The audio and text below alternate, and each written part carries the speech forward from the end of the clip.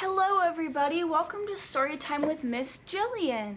Today we're going to be talking about how we can solve our problems. Do you guys know what a problem is? Well, a problem is something that we need to solve or something that we need to fix. And so today we're going to be talking about good ways to solve our problems, okay? But first, you know what we have to do? We have to begin with our song. Hello friends. Hello friends, hello friends, it's time to say hello. Sit down friends, sit down friends, sit down friends, it's time to read with me. Okay, so the first book we're going to read is about how to cheer up Dad. And this book is by Fred Kohler. And this book is about a little elephant named Little Jumbo and his dad. And his dad is having a bad day. And so let's see how Little Jumbo cheers his dad up.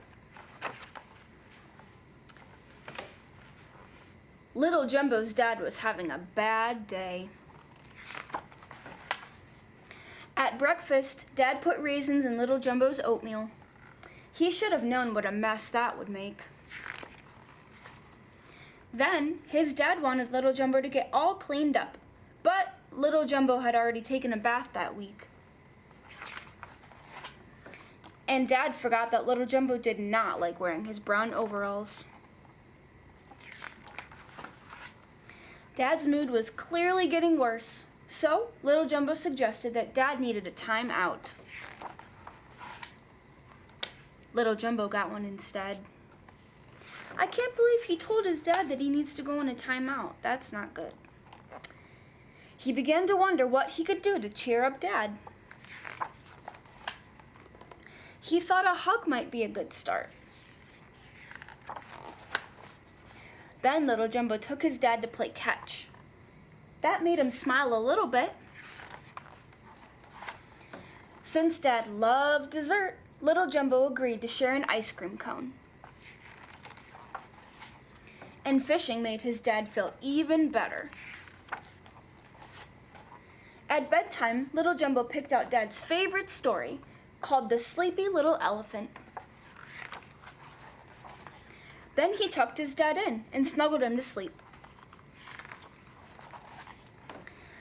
It's a good thing I know how to cheer up my dad, thought Little Jumbo as he carefully got out of bed. I wonder how much cheering he'll need up tomorrow. Look at what he did. Oh my goodness. Do you see he cut a cape and a mask, like a superhero cape and mask, out of the curtains? Oh my goodness. I think Little Jumbo's dad's going to need some cheering up tomorrow, so hopefully Little Jumbo can cheer him up again, because I don't really know if his dad will be very happy that he cut a mask and cape out of curtains. All right. So the next one we're going to read is about a little girl named Hugalula. And this book was written by Nancy Dearborn and illustrated by Huang Juan. And this little girl likes to solve all of her problems with a hug. Hugalula lay on her bed, reading a book. She heard a terrible racket coming from the garage. It was the crashing and clashing of Dad's tools. Hugalula reached and raced to the garage. Dad was muttering angry words under his breath. "What's wrong?" Hugalula asked. Dad's tools were scattered all over the floor, and he was searching through them. I need... Before Dad could finish his sentence, Hugalula said, "If you're grumpy or sad, frustrated or mad, just give a shout and hug it out." Then she wrapped her arms around him, and Dad's anger evaporated into the air. "Thank you," he said. "I was going to say my slip joint pliers, but a hug is what I really needed." Hugalula searched through Dad's tools, found his pliers, and helped Dad tighten those bolts with a click, clank, clunk. Then she returned to reading her book. Hugalula had just settled in again when she heard a commotion coming from the kitchen. It was the clanging and banging of Mom's pots and pans. Hugalula hurried to the kitchen. Mom was mumbling under her breath. "What's wrong?" Hugalula asked. "I guess I'm just a little stressed out," Mom said. Pots and pans were scattered all over the kitchen counter. Mom was searching through them. I need. Before Mom could finish her sentence, Hugalula said, "If you're grumpy or sad, frustrated or mad, just give a shout and hug it out." Then she wrapped her arms around her, and Mom's stress melted away. "Thank you," Mom said. "I was going to say my small saucepan, but a hug is what I really needed." Hugalula searched through Mom's pots and pans, found the small saucepan, and helped Mom make soup with a stir, stir, stir. Then Hugalula returned to reading her book. Hugalula had just settled in again when she heard a ruckus coming from her brother's bedroom. It was the bumping and thumping of Steve's toys. Hugalula set down her book and rushed to his room. Tears ran down Steve's cheeks. "What's wrong?" Hugalula asked. His toys were scattered all over the floor, and he was searching through them. I need. Before Steve could finish a sentence, Hugalula said, "If you're grumpy or sad, frustrated or mad, just give a shout and hug it out." Then she wrapped her arms around him, and Steve's sad frown turned upside down. "Thank you," he said. "I was going to say my favorite truck, but a hug is what I really needed."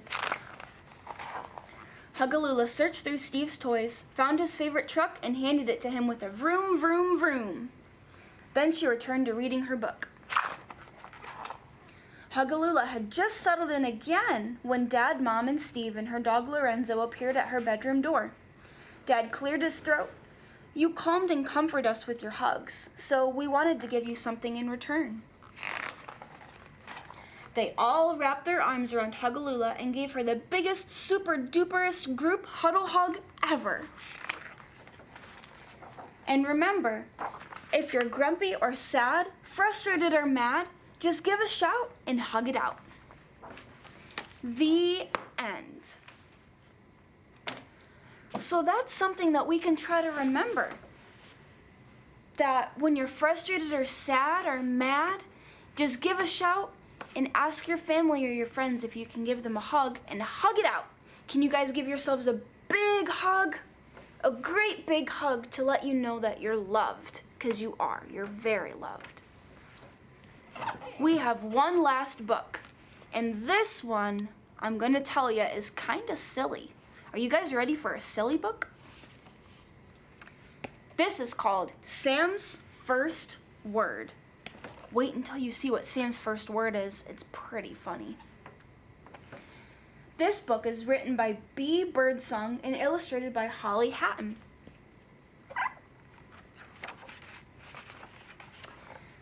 There once was a newish baby. Her name was Sam, and Sam could do many things. She could wave her arms. She could clap her hands. And take off her diaper. The big people in Sam's family were always excited when she did something new. They smiled. They laughed. Ah ha ha ha.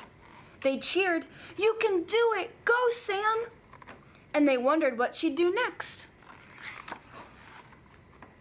"Perhaps she will say her first word," they said. "I hope it will be Mama," said Mama. "I hope it will be Papa," said Papa. "And I hope it will be Nana," said Nana. "I hope it will be Mr. Theolopoulos," said Mr. Theolopoulos. He was their next-door neighbor. "Poop," said Sam. But no one paid any attention. They were busy thinking about how to get what they wanted. Did you just hear that? Sam said her first word. It wasn't Mama, it wasn't Papa, it wasn't Nana, it was poop. "I will sing a song for Sam," said Mama.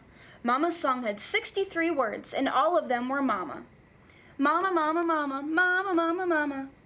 "Poop," said Sam.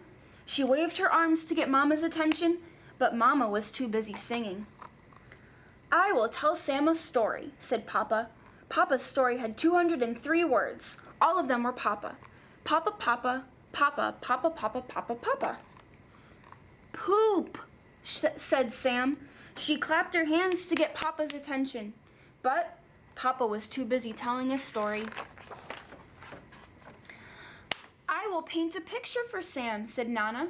She painted Nana 86 times on the living room wall. Nana, Nana, Nana, Nana, Nana. Poop, said Sam. She pointed to her diaper. Nana didn't pay any attention because she had just remembered that Sam couldn't read. I will recite a poem for Sam, said Mr. Theolopoulos. His poem had 44 words. 22 of them were Mr., and the other 22 were Theolopoulos. Mr. Theolopoulos, Mr. Theolopoulos, Mr. Theolopoulos. But Sam didn't pay any attention. She was busy thinking about how to get what she wanted. She had tried waving her arms. She had tried clapping her hands. So, there was only one thing left to do.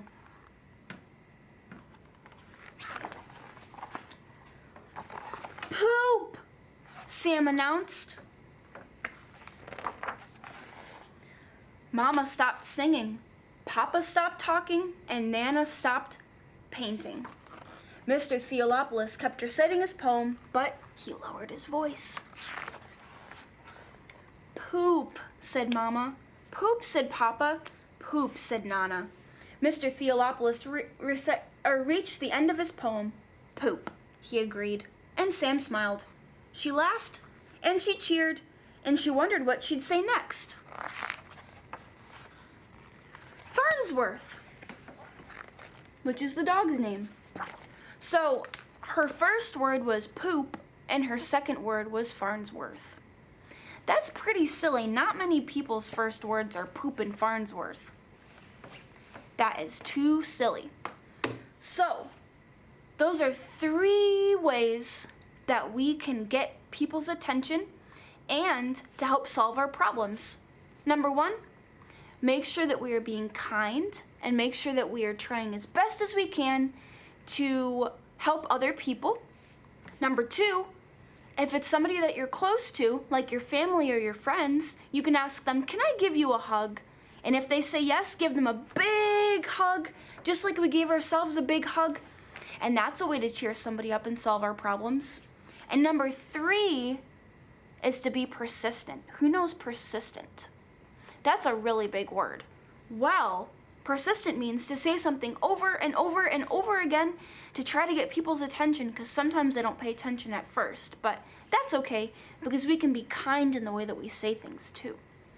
Okay, thank you for joining me for story time today. Let's sing our goodbye song. Goodbye, goodbye, it's time for us to go. Goodbye, goodbye, it's time for us to go. I hope you enjoyed our story time. It's time for us to go. Goodbye, goodbye. I'll see you next time. Bye, boys and girls.